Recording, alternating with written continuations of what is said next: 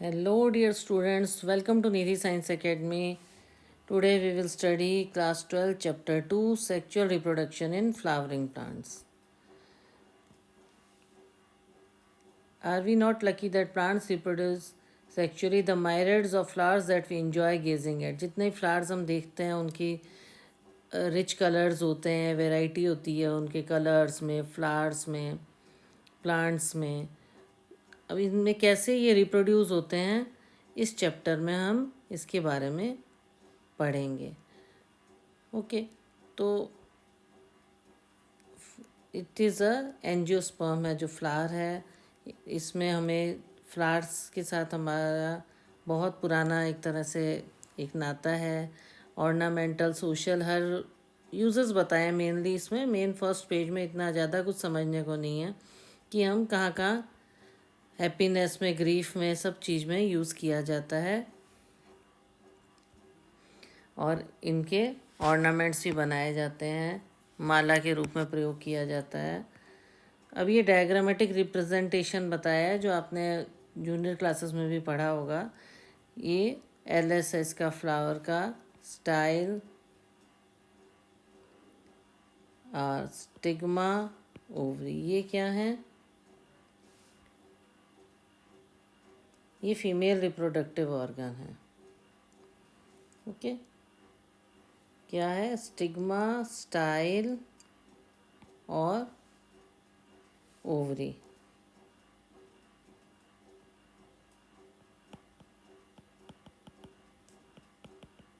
ये female part है इसमें. ओके, और ये जो है एंथर,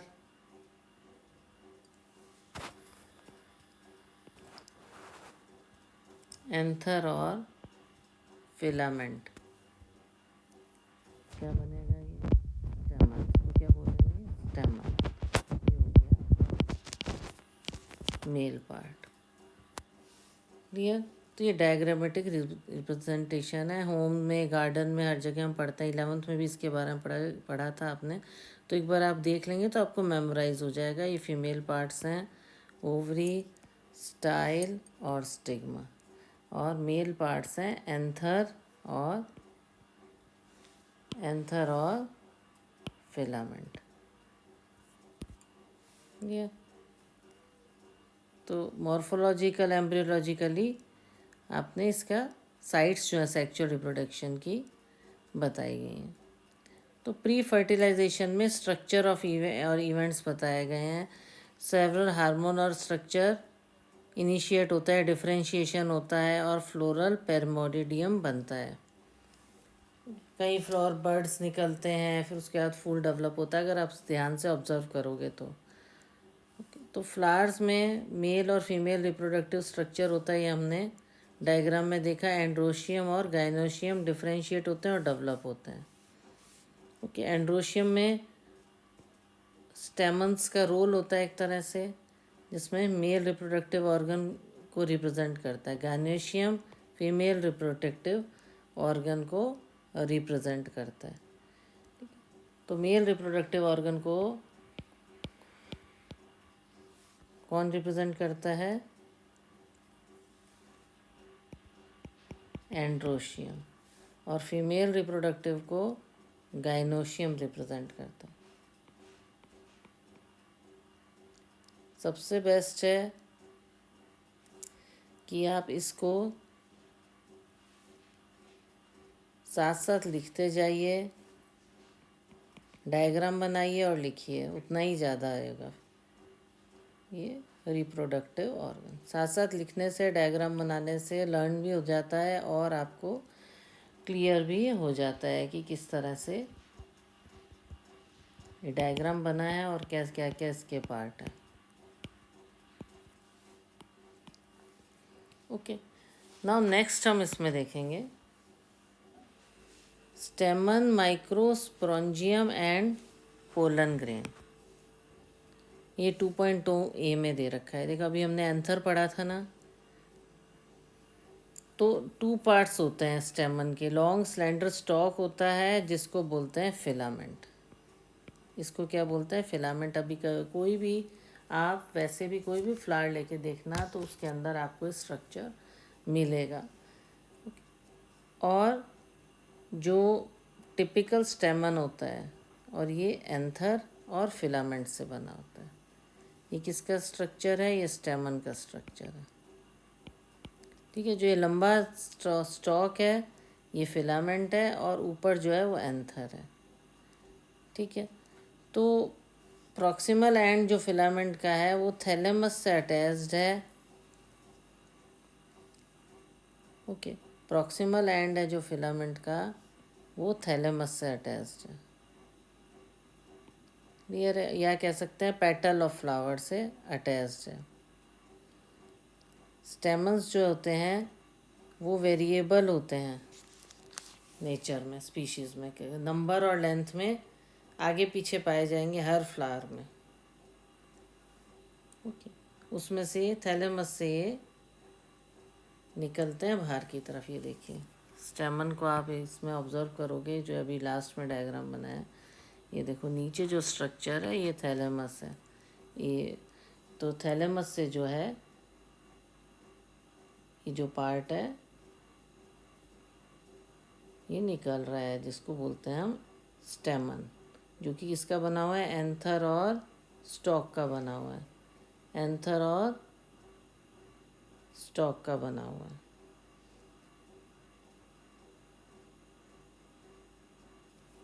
क्लियर? ये रहा, ये देखिए जा रहा है थैलेमस से एंथर, और ये स्टॉक हो गया, और ये एंथर हो गया, और ये स्टॉक हो गया, बन गया स्टेमन, जो कि थैलेमस से, ये यहाँ थैलेमस से निकल रहा है। क्लियर? अब हम इसको आगे देखेंगे कि स्टेमन कलेक्ट करना है 10 फ्लावर में, तो हम देखेंगे डिफरेंट स्पीशीज़ के, और उसके स्लाइड में अरेंज करेंगे तो आपको लार्ज वेरिएशन दिखेगा। हर का स्टेमन अलग होता है, नंबर भी और लेंथ भी। तो केयरफुल ऑब्जर्वेशन होती है माइक्रोस्कोप के अंडर में, तो आप देखते हो रेंज होती है शेप में और अटैचमेंट में। एंजियोस्पर्म एंथर जो होता है बाइलोब्ड होता है, और ईच लोब में 2 ठिका होता है, इसलिए इसको डाइथोसियस बोला जाता है। Okay, a typical angiosperm anther is bilobed, 2 lobes होते हैं। They are dithecous, often a longitudinal groove run. ये देखिए ये पोलन ग्रेन है, ये इनमें लाइन ऑफ डिसेंस सेपरेट करता है थिका को, जो है पोलन्स, ये पोलन ग्रेन्स है इसके अंदर। ये देखिए ये पोलन से है क्या, ये स्ट्रक्चर बताया 3 डायमेंशनल कट से एंकर है किसका? एंथर का। ये जो एंथर का स्ट्रक्चर यहाँ पे बताया गया, ये एंथर है। क्लियर हुआ आपको? इस स्ट्रक्चर को यहाँ बना के बताया गया है। ठीक है, तो आप इसमें देखोगे लॉन्गिट्यूडनल ग्रूव होता है, लेंथ वाइज सेपरेट करता है थिका को, और ऑर्गेनाइज ट्रांसफेक्शन सेक्शन करते हैं जब एंथर का। तो बाइलोब नेचर होता है, 2 लोब्स होते हैं ट्रांसफर सेक्शन में, 4 साइडेड स्ट्रक्चर होता है, और 4 माइक्रोस्पोरेंजिया होते हैं इसमें। ये देखिए ओके, कॉर्नर में होते हैं 2 लोब्स होते हैं दोनों में, ये दिख रहे होंगे आपको यहाँ पे। तो माइक्रोस्पोरेंजिया जो है located, microsporangia develop further and become pollen sac बन जाता है इसमें। उसके बाद ये एक्सटेंड होता है longitudinally all through the length of an anther, और पैक्ड विद पोलन ग्रेन्स। उसके बाद ये डेवलप होते हैं। देखो आगे भी डायग्राम दिया हुआ है इसका, ये देखो ट्रांसफ़र सेक्शन दिखाया है किसका? एंथर का। किसका? ये एंथर का ट्रांसफ़र शेयर। ये देखिए ये जो मैं ऊपर भी आप बता रही थी, एंडोथिक या एपिडर्मिस कनेक्टिव टेप, ये स्पोरेंजियस टिश्यूज़ है। ये इसका माइक्रोस्कोपिक मदर सेल एंडोथीशियम, ये पोलन ग्रेन्स है इसके अंदर।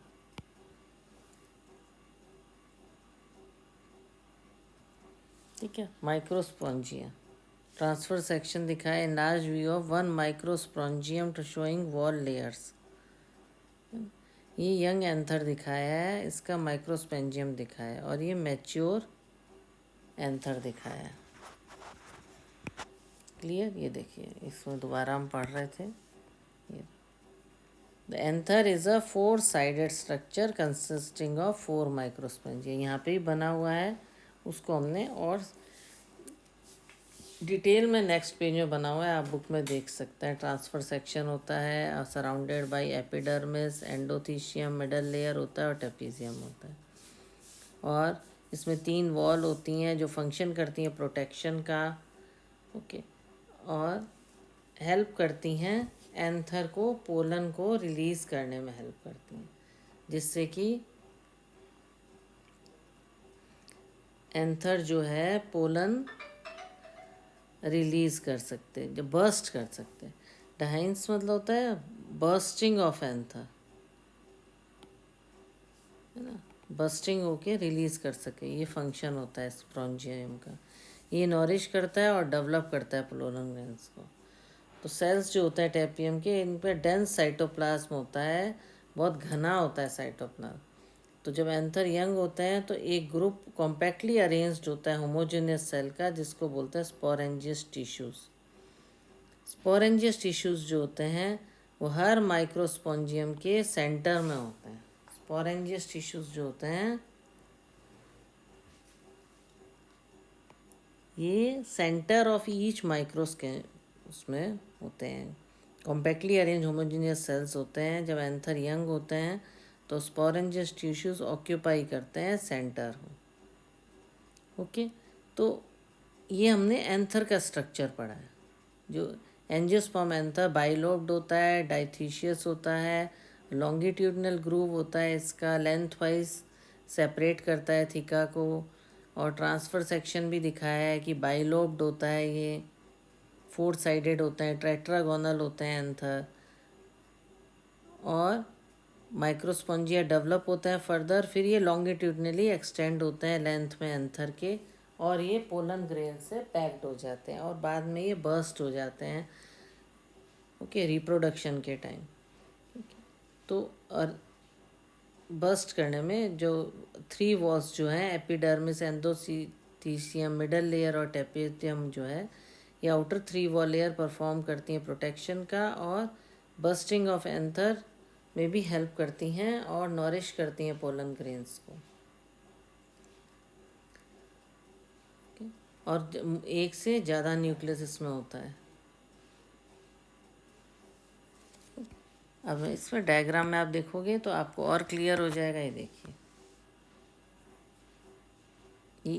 ये जो लेयर्स हैं, ये यहाँ समझाई गई हैं। स्पोरेंजी, ये एंथर का ऊपर के पार्ट को जब आप ट्रांसफरली काटते हो तो वो दिखाया गया है। ओके, ये डायग्राम है माइक्रोस्पोरेंजियम का।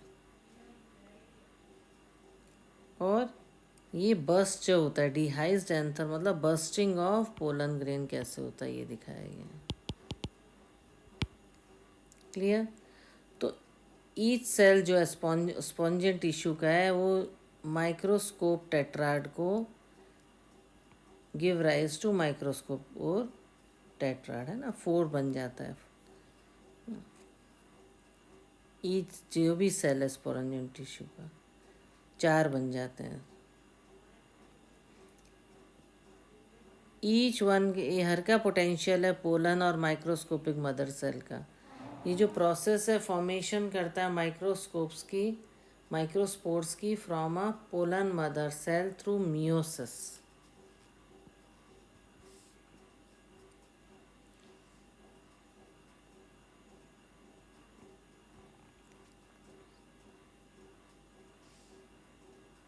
अभी हम पढ़ रहे थे ना स्पोरेंजियस टिश्यूज़ के बारे में।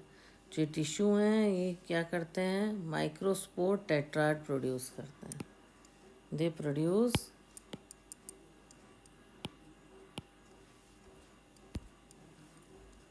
Microspore tetrad. और सब में क्या होता है, जो टिश्यू होते हैं स्पोरेंजियस टिश्यूज़ होते हैं, ये क्या प्रोड्यूस करते हैं, माइक्रोस्पोर टेट्राड। और ईच वन में क्या पॉसिबल होता है, पोलन और माइक्रोस्कोपिक मदर सेल होता है, जिसको पोलन मदर सेल कहते हैं। ओके। और कैसे करते हैं, formation of microscope from pollen mother cells. Pollen mother cell से जो माइक्रोस्कोप स्पोर्स बनते हैं वो कैसे बनते हैं, थ्रू मियोसिस, माइक्रोस्पोरोजेनेसिस से बनते हैं। तो माइक्रोस्पोर्स जो होते हैं 4 सेल के क्लस्टर में बनते हैं, जिसको बोलते हैं microspore tetrad. Okay. Pollen mother cell से क्या बनते हैं, पोलन मदर सेल से बनते हैं माइक्रोस्पोर टेट्राड बनते हैं।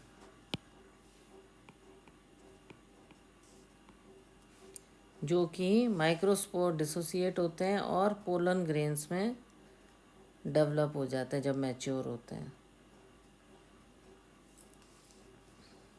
सेवरल थाउजेंड, जैसे ये देखो, ये पोलन मदर सेल है। ओके। उससे क्या बनेगा, मियोसिस के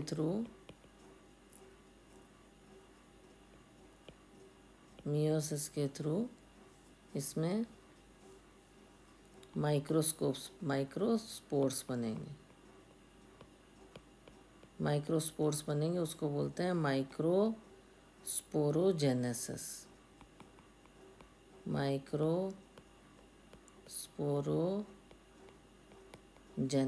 तो माइक्रोस्कोप जो फॉर्म होते हैं वो किस फॉर्म में होते हैं, माइक्रोस्पोर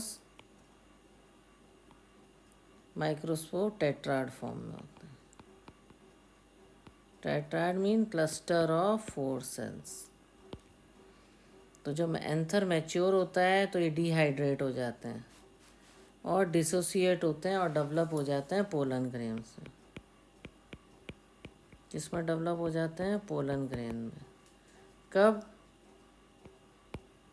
जब भी एंथर मैच्योर होता है और पानी की कमी हो जाती है, डिहाइड्रेट हो जाता है, तो क्या रिलीज़ होते हैं, पोलन ग्रेन रिलीज़ होते हैं। ओके, क्लियर हुआ। स्पोरोजेनस टिश्यू जो होते हैं वो माइक्रोस्पोर टेट्राड को जन्म देते हैं, गिव राइज टू।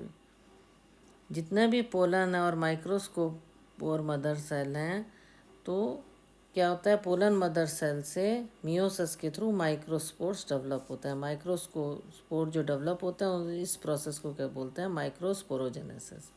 तो माइक्रोस्पोर्स जो होते हैं वो 4 cells, cluster of 4 cells tetrad के फॉर्म में होते हैं।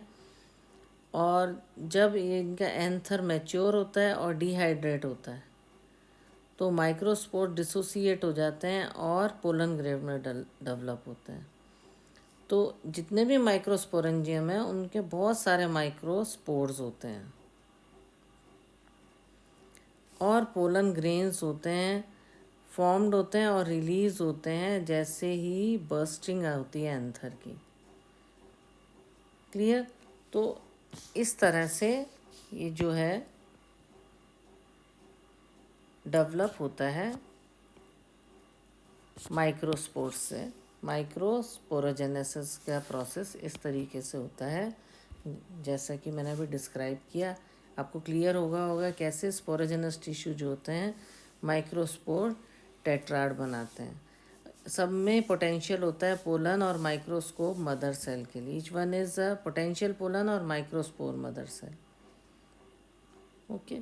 तो वही मदर सेल से मियोसिस से बन जाता है माइक्रोस्पोर्स और माइक्रोस्पोर टेट्राड के फॉर्म में होते हैं। और जब ये एंथर डिहाइड्रेट होता है तो पोलन ग्रेन में फॉर्म हो जाता है। तो जो भी माइक्रोस्पोरेंजियम है, ओके, ये जो हमने डायग्राम बनाया था, जो भी माइक्रोस्पोरेंजियम है उसमें ये टेट्राड तो है, 4 सेल्स होते हैं। सबके अंदर क्या होता है, each one of them have thousands of microspores या पोलन ग्रेन्स होते हैं और रिलीज हो जाते हैं डिहेल्स ऑफ एंथर में। जैसे ही बर्स्ट होता है एंथर, रिलीज हो जाता है।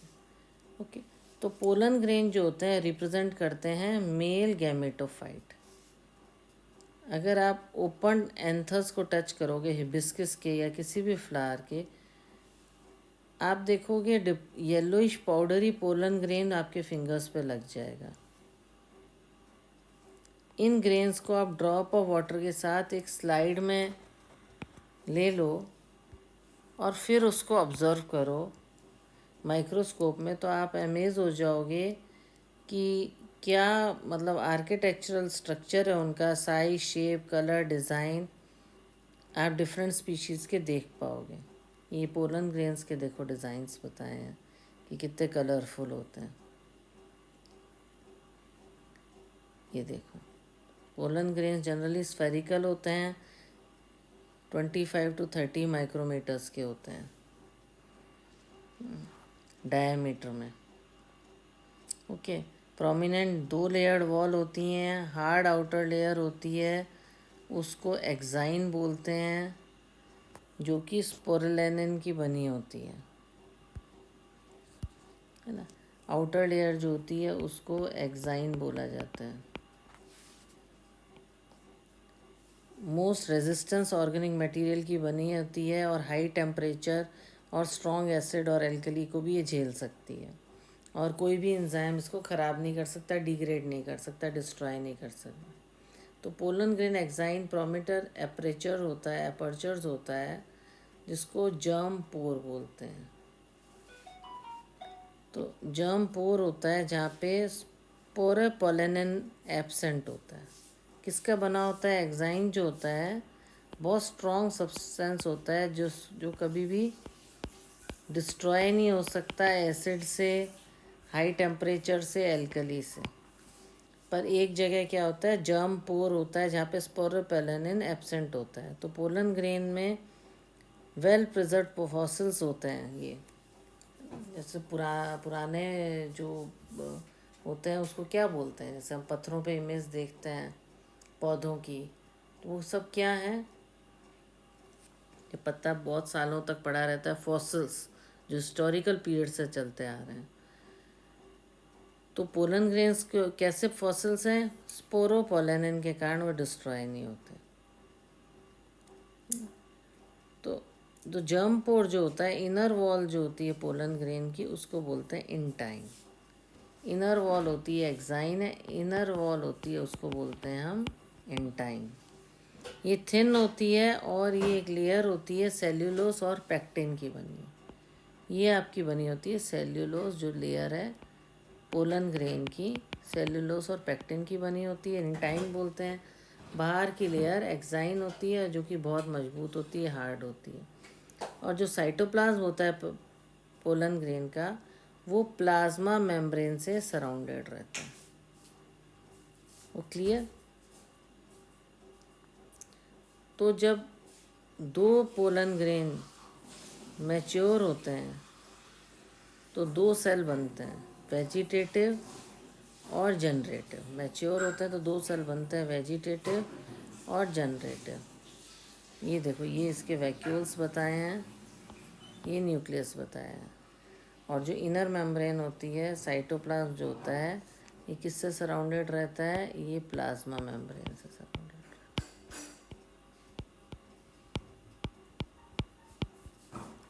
ओके, इसमें एक्साइन में प्रोमिनेंट एपर्चर्स होते हैं जिसको हम जर्म पोर बोलते हैं। ये एसिमेट्रिक स्पिंडल दिखाया है इसमें। तो साइटोप्लाज्म जो होता है पोलन ग्रेन का, ये प्लाज मेम्ब्रेन से सराउंडेड होता है। तो पोलन ग्रेन कंटेंस दो सेल होता है, वेजिटेटिव सेल, जब मैच्योर होते हैं तो दो सेल होते हैं, वेजिटेटिव सेल और जनरेटिव सेल। तो वेजिटेटिव सेल जो होते हैं वो ज़्यादा बड़े होते हैं और फूड रिजर्व होता है, और इरेगुलर शेप न्यूक्लियस होता है। ये बिगर है।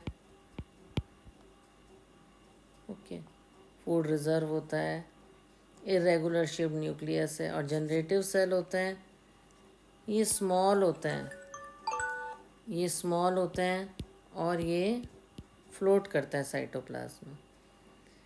तो स्पिंडल शेप्ड होते हैं और इनका साइटोप्लाज्म जो है, न्यूक्लियस जो होता है ये रहा एसिमेट्रिक स्पिंडल, ये दिख रहा है, ये रहा एसिमेट्रिक स्पिंडल।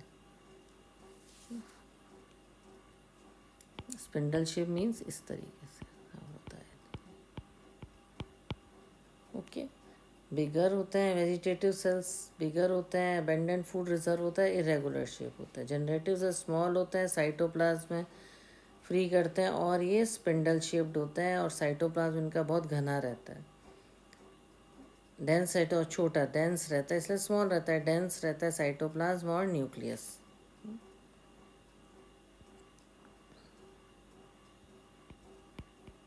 और डेंस रहता है इसका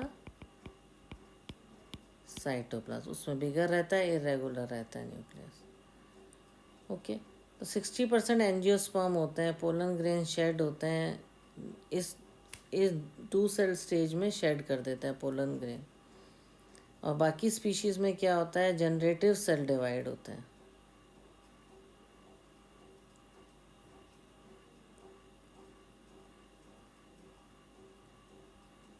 ओके, रिमेनिंग स्पीशीज़ में जनरेटिव सेल डिवाइड होता है माइटोटिकली, और 2 मेल गैमेट बनाते हैं, पोलन ग्रेन शेड करने 3 सेल स्टेज होता है इसके अंदर।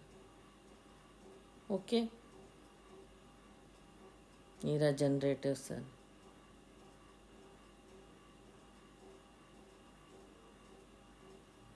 ज़्यादातर जो होते हैं पोलन ग्रेन 2 सेल स्टेज में जड़ जाते हैं, पर कुछ स्पीशीज़ जो होते हैं माइटोटली डिवाइड होते हैं 3 सेल स्टेज में। तो ये आपको ध्यान रखना पड़ेगा, एक होती है 2 सेल स्टेज में ही पोलन्स जड़ जाते हैं, एक होती है 3 सेल स्टेज, उसमें पोलन झड़ता है। ठीक है, और give rise to 2 male gametes.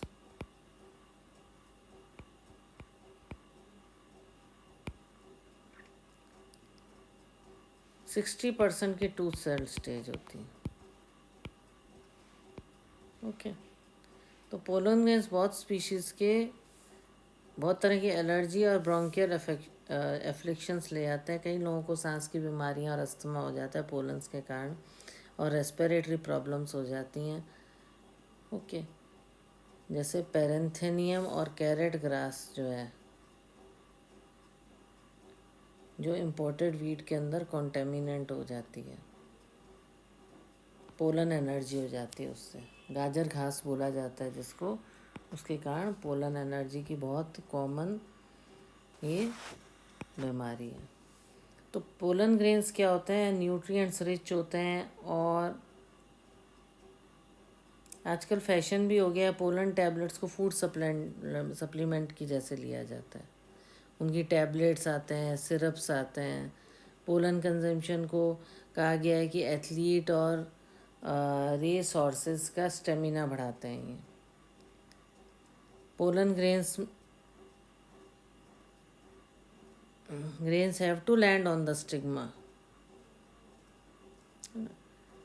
एक बार शेड हो जाते हैं तो उनको स्टिग्मा के पास लाना पड़ता है, नहीं तो वो लूज़ कर जाता है फर्टिलाइजेशन। पोलन जो वेरिएबिलिटी के पीरियड जो होता है पोलन का हाईली वेरिएबल होता है। ये टेम्परेचर और ह्यूमिडिटी पर डिपेंड करता है कि फर्टिलाइजेशन कैसे होगा।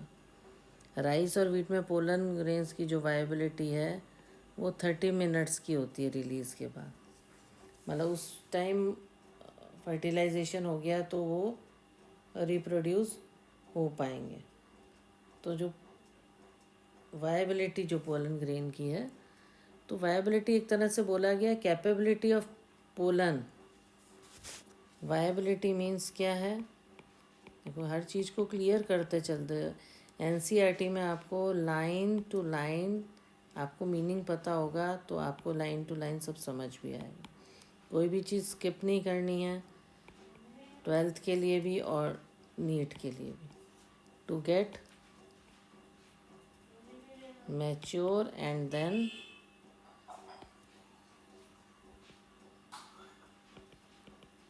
फर्टिलाइज।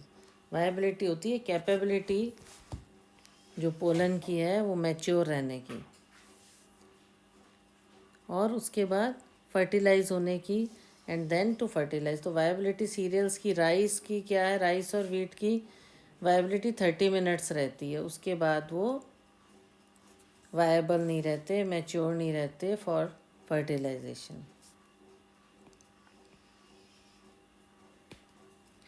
ओके, लेग्यूमिनस सोलन से दे मेंटेन वायबिलिटी, कई मंथ तक रहती है लेग्यूमिनस चीज़ की, जो साबुत दालें जो है।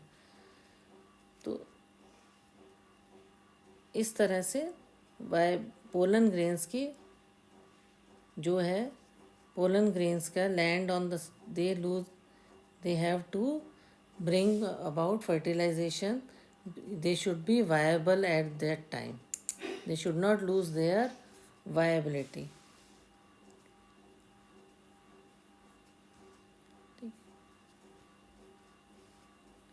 You may have heard of storing semen, sperms of many animals including humans for artificial insemination के लिए आपने सुना होगा कि प्रिजर्व किया जाता है सीमेन और स्पर्म्स को फॉर आर्टिफिशियली इंसेमिनेशन, और you can say for fertilisation.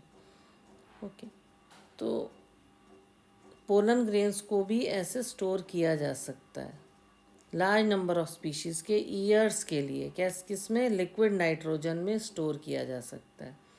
और ये स्टोर्ड पोलन्स जो हैं पोलन बैंक्स की तरह काम करते हैं। जैसे सीड बैंक्स होते हैं क्रॉप ब्रीडिंग के लिए, ऐसे ही पोलन बैंक्स भी होते हैं, जिससे कि उसको, उस स्पेसिफिक ब्रीड को हम वापस डेवलप कर सकें, पर्टिकुलर फ्लावर की ब्रीड को, जैसे कि आर्टिफिशियल इंसेमिनेशन में स्टोर किया जाता है ह्यूमंस में। इसी तरह से जो फ्लावर्स हैं उसमें भी पोलन्स को स्टोर किया जा सकता है पोलन बैंक्स में। तो आज जो हमने जो टॉपिक पढ़ा है, आज हमने ये शुरू किया था reproduction in, sexual reproduction in flowering plant. Okay, तो हमने पहले इसका डायग्राम स्टडी किया, already we have studied it in 11, पर हमने थोड़ा उसके डायग्राम को रिवाइज किया। फिर हमने प्री फर्टिलाइजेशन स्ट्रक्चर और इवेंट्स को डिस्कस किया। फिर हमने स्टेमन और माइक्रोस्पोरेंजियम और पोलन ग्रेन के बारे में बताया। फिर माइक्रोस्पोरेंजिया के बारे में बताया, स्पोरोजेनेसिस के बारे में आपको समझाया, और पोलन ग्रेन के हमने लार्ज व्यू को देखा, माइक्रोस्कोपिक व्यू को देखा। फिर हमें नई चीज़ पता लगी कि पोलन प्रोडक्ट्स भी आने लग गए हैं मार्केट में for increasing performance of athletes and race horses. फिर लास्ट में हमने पढ़ा कि वायबिलिटी होती है पोलन की to get mature and then to fertilise. इस कारण अगर हमें अपनी पसंद के फ्लावर्स चाहिए और वायबिलिटी उस टाइम में ख़त्म नहीं हो जाए और हमें प्रोडक्शन करना है पूरा कई 1000 सेम फ्लावर्स का, तो we can store that pollens in pollen bank. यहाँ तक हमने इसको पढ़ा। आई होप आपको क्लियर हो गया होगा सब। तो कल हम पढ़ेंगे pistil, megasporangium, ovule and embryo sac के बारे में। आज हमने मेनली मेल रिप्रोडक्टिव पार्ट को पढ़ा है फ्लावर के, फिर हम फीमेल रिप्रोडक्टिव पार्ट को डिस्कस करेंगे। तो आई होप जो आज मैंने आपको पढ़ाया आपको क्लियर हो गया होगा। If you have understood it well, then please like, share and subscribe. Thank you.